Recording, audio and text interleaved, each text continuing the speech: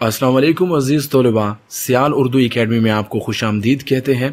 आज की इस वीडियो में हम सीखेंगे दबिस्तान क्या है, उर्दू की दबिस्तानें कितनी हैं और कौन सी हैं, दबिस्तान दहली का पस मंज़र, दबिस्तान दहली के दो अदवार और दबिस्तान दहली की शायराना खुसूसियात।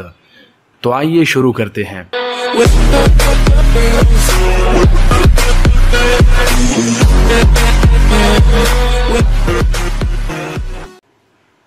दबिस्तान के लिए अंग्रेजी में स्कूल ऑफ थॉट का लफ्ज इस्तेमाल होता है जब एक मखसूस दौर से ताल्लुक रखने वाले शोरा या नसर निगार उस दौर के सियासी, माशी और माशरती रुझानात से लाशऊरी तौर पर मुतासिर होकर उन हालात के मुताबिक शायरी या नसर तख्लीक करने लग जाएं तो दबिस्तान वजूद में आता है।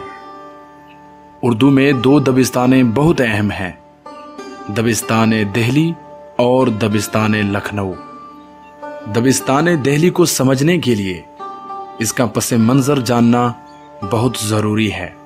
1707 में औरंगज़ेब आलमगीर की वफ़ात हुई और इसी के साथ ही मुग़ल दौर सल्तनत के ज़वाल के दिन शुरू हो गए। औरंगज़ेब आलमगीर की वफ़ात के बाद उनके बेटे मुअज़्ज़म तख्त नशीन हुए, जिसको अपने भाई माजुद्दीन ने शिकस्त देकर हुकूमत संभाल ली। माजुद्दीन को अपने ही भतीजे फरहा शेर यानी मुअज़्ज़म के बेटे ने बाप का बदला लेने के लिए सैयद बिरादरान से मिलकर शिकस्त दी और तख्त संभाल लिया, लेकिन बाद में सैयद बिरादरान ने फरहा शेर को भी ठिकाने लगा दिया। इसी तरह 1707 से लेकर 1719 तक दिल्ली पर कई हुक्मरान तख्त नशीन हुए और यूं ये सिलसिला 1719 में मोहम्मद शाह रंगीला ने बंद कर दिया।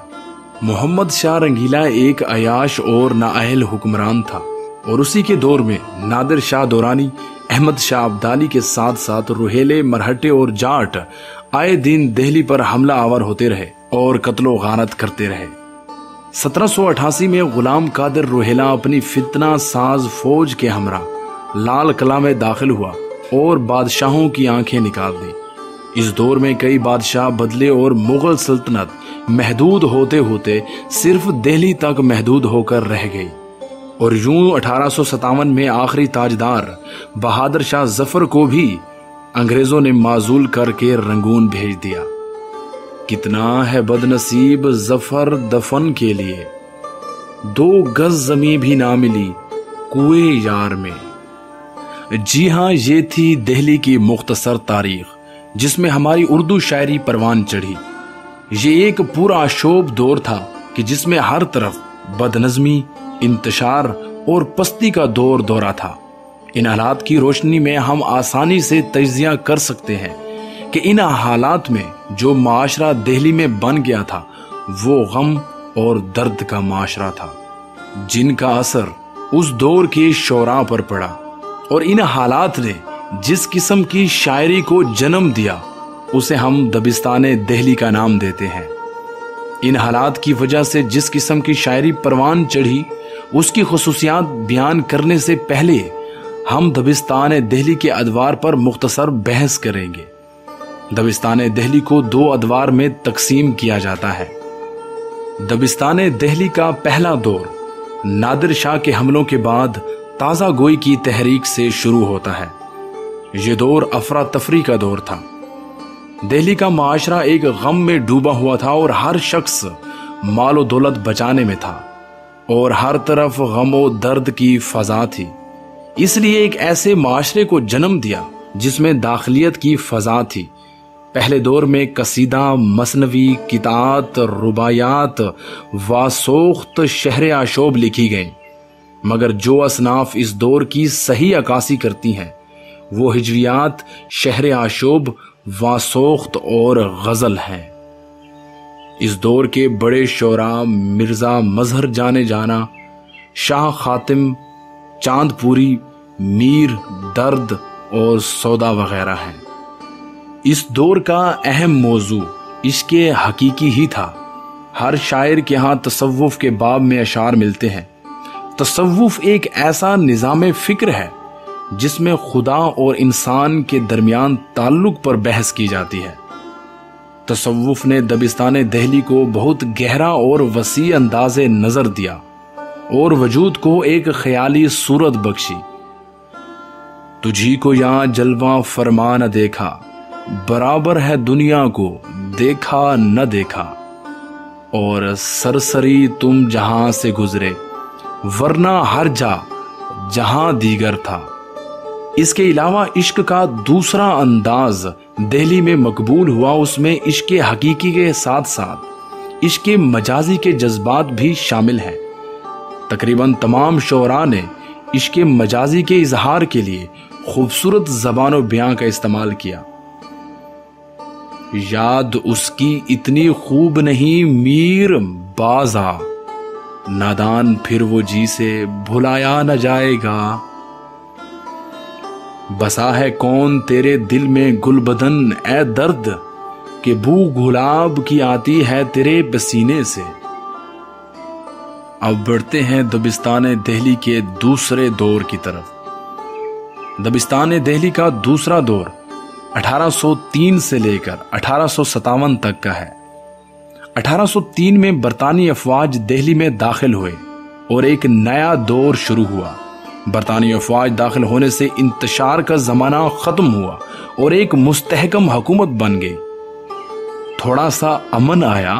پہلا دور انتشار کا دور تھا، دوسرا دور سکھ کا سانس لینے کا دور ہے۔ اس دور کے بڑے شعراء میں غالب، مومن، ذوق، بہادر شاہ ظفر اور داغ دہلوی وغیرہ شامل ہیں۔ اس دور کی شاعری میں فارسی کا اثر نمایاں ہے، جس کی وجہ ایران سے جو شعراء آتے تھے ان میں سے اکثر یہاں ہی رہ جاتے تھے۔ چنانچہ خسرو، حسن، عرفی، نظیری اور بیدل وغیرہ مختلف ادوار میں یہاں رہے۔ نیز یہاں کے شعراء اردو اور فارسی زبانوں میں دسترس رکھتے تھے۔ اس کا نتیجہ یہ ہوا کہ فارسی موضوعات وغیرہ بھی دبستان دہلی میں شامل ہو گئیں، اور یوں ہم کہہ سکتے ہیں کہ دبستان دہلی کی شاعری میں فارسیت کا غلبہ زیادہ ہے۔ اس دور میں اگر ہم عشق کی بات کریں تو دبستان دہلی کے دوسرے دور میں عشق کے باب میں اتنی شدت نہیں پائی جاتی جو پہلے دور میں تھی۔ اس کی نمایاں مثال غالب کی غزل ہے۔ مرزا غالب نے اردو کو سوچنا سکھایا، اور اس دور میں سکون تھا لیکن اندرونی سطح پر بے چینی بھی تھی۔ عشق کے متعلق اس دور میں اشعار ملاحظہ ہوں۔ کام اس سے آ پڑا جس کا جہان میں، لیوے نہ کوئی نام ستم گر کہے بغیر، اور تم میرے پاس ہوتے ہو گویا جب کوئی دوسرا نہیں ہوتا۔ چشم قاتل میری دشمن تھی ہمیشہ، لیکن جیسی ہو گئی قاتل کبھی ایسی تو نہ تھی۔ تصوف کو دوسرے دور میں بس رسمن ہی ادا کیا گیا، کیونکہ اس دور کا سب سے بڑا شاعر غالب ہی تھا، اور غالب کے ہاں تصوف ایک فلسفہ ہے، جبکہ دیگر شعراء اس کو جذبہ بھی کہتے ہیں۔ تصوف کے اوپر غالب کے اشعار دیکھیے۔ نقش فریادی ہے کس کی شوخی تحریر کا، کاغذی ہے پیرہن ہر پیکرے تصویر کا، اور نہ تھا کچھ تو خدا تھا، کچھ نہ ہوتا تو خدا ہوتا، ڈبویا مجھ کو ہونے نے، نہ ہوتا میں تو کیا ہوتا۔ داخلیت دہلی کے ہر شاعر کے یہاں ملتی ہے۔ داخلیت میں واردات قلبی، عشق و محبت کے مضامین کو شعراء دہلی نے نہایت خوش اسلوبی سے بیان کیا ہے۔ زندگی ہے یا کوئی طوفان ہے، ہم تو اس جینے کے ہاتھوں مر چلے۔ اور غالب کہتے ہیں، عشق سے طبیعت نے زیست کا مزہ پایا، درد کی دوا پائی، درد لا دوا پایا۔ زبان و بیاں کی اگر بات کی جائے تو شعراء دلی کے ہاں زبان میں سادگی، صفائی اور شائستگی پائی جاتی ہے۔ ان شعراء نے مانوی حسن کی طرف زیادہ توجہ دی ہے۔ یہی وجہ ہے کہ ان کے ہاں تشبیہ اور استعارے کا استعمال حد سے آگے نہیں بڑھتا۔ میر ان نیم باز آنکھوں میں ساری مستی شراب کی سی ہے، اور بک رہا ہوں جنوں میں کیا کیا، کچھ نہ سمجھے خدا کرے کوئی۔ تم ہمارے کسی طرح نہ ہوئے، ورنہ دنیا میں کیا نہیں ہوتا۔ انفرادیت بھی دبستان دہلی کی شاعری کی اہم خصوصیت ہے۔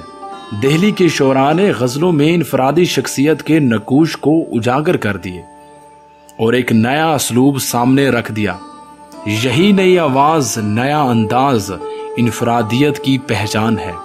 مثلاً ٹک میر جگر سوختہ کی جلد خبر لے، کیا یار بھروسہ ہے چراغ سحری کا، اور غالب ہمیں نہ چھیڑ کے پھر جوش اشک سے، بیٹھے ہیں ہم تہیہ طوفان کیے ہوئے۔